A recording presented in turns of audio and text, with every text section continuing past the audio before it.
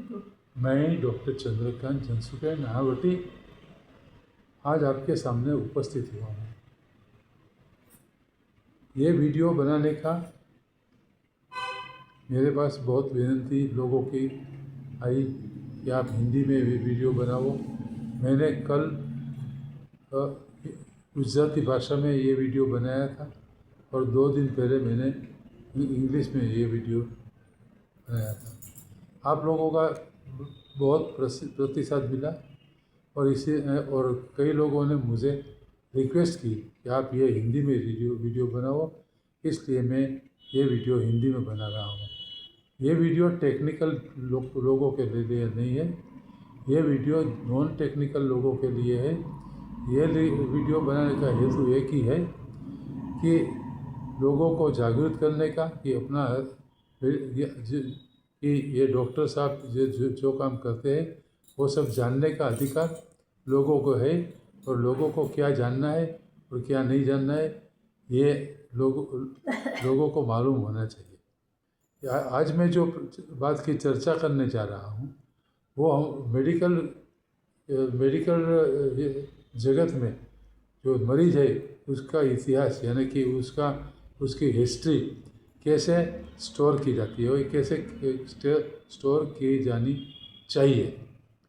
जब कोई मरीज डॉक्टर साहब के पास जाता है तो वो आशा लेके जाता है कि मुझे वहाँ पर मेरे दर्द की और मेरी तकलीफ़ की कोई रिलीफ मिलेगी। इसलिए वो डॉक्टर साहब के पास जाता है और अपनी बात रजू करता है। जब डॉक्टर साहब के पास वो अपनी बात रजू करता है तो डॉक्टर साहब की फर्ज है कि वो अच्छी तरह पेशेंट को की सुनवाई करे और अच्छी तरह सुनवाई करने के बाद उसका क्लिनिकल डायग्नोसिस करे। और क्लिनिकल डायग्नोसिस है ना वो बहुत महत्व का है। वो सबसे पहले क्लिनिकल डायग्नोसिस दर्द का होता है, उसी के बाद आगे उसकी जांच होती है। वो एक्सरे लेबोरेटरी सब जांच क्लिनिकल डायग्नोसिस के बाद होती है। तो डॉक्टर साहब को अच्छी तरह दर्दी को सुनना चाहिए।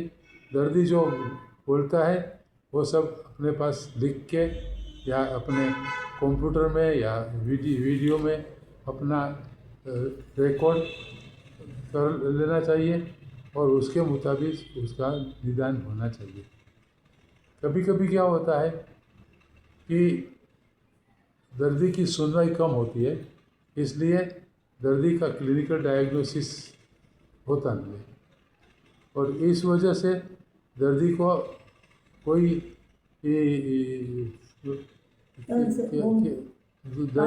दर्दी को कोई रिलीफ नहीं मिलती है।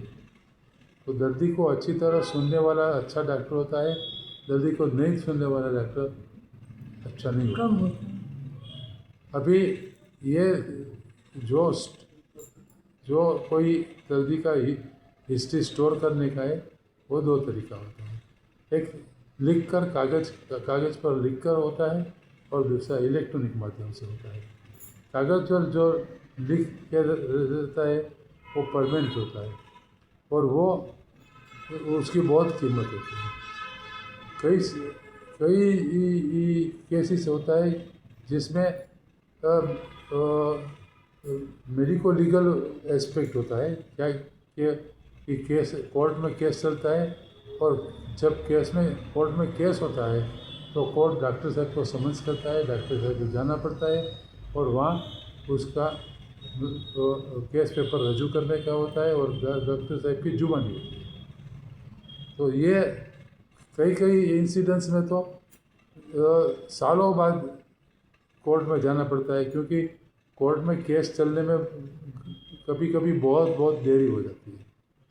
इसी वजह से वो रिकॉर्ड रखना पड़ता है। कई बार ऐसा होता है कि दर्दी को कई तरह के मेडिकल सर्टिफिकेट चाहिए, त्वचा का सर्टिफिकेट, किसी और ईजा का सर्टिफिकेट। तो ये सब जो सर्टिफिकेट है वो मेडिकल रिकॉर्ड के हिसाब से ही मिलता है। तो अच्छी तरह जो मेडिकल रिकॉर्ड रखा है तो वो सर्टिफिकेट भी अच्छी तरह दर्दी को मिल जाता है। दर्दी का जो इतिहास है वो स्टोर करता है। जब कई दर्दियों का ऐसा इतिहास स्टोर हो जाता था, तो वो सब इतिहास के यानी कि हिस्ट्री वो मेडिकल रिसर्च में बहुत काम आती है। क्योंकि ये जब एक ही दर्दी वारंबार डॉक्टर के पास जाता है तो वो इसका रिकॉर्ड रखता है, और जो ट्रीटमेंट दी वो ट्रीटमेंट का जो कई असर हुआ वो अच्छा हुआ या बुरा हुआ या नहीं हुआ, वो मेडिकल रिकॉर्ड में रहता है और उसके मुताबिक रिसर्च होता है। तो मेडिकल रिसर्च में ये इतिहास बहुत महत्व भाग है, और ये सब डॉक्टरों को रखना चाहिए। कभी कभी डॉक्टर और दर्दी में डिस्प्यूट हो जाता है, तो वो केस कोर्ट में जाता है, तो जो अच्छी तरह जो रिकॉर्ड रखा होता है तो डॉक्टर साहब को रिलीफ मिल सकती है, और दर्द तो ये इसी हिसाब से ये मेडिकल रिकॉर्ड रखना बहुत ज़रूरी है। अभी एक और बात है कि हर दर्दी अपना इतिहास यानी कि हिस्ट्री डॉक्टर साहब से लिखित में मांग सकता है, और डॉक्टर साहब की प्रोफेशनल ड्यूटी है कि वो अपना रिकॉर्ड है इसमें से दर्दी को उसकी नकल देनी चाहिए। That is his professional duty and he must perform the professional duty nicely, and every दर्दी has a legal right to get the copy of his ailment. Astu.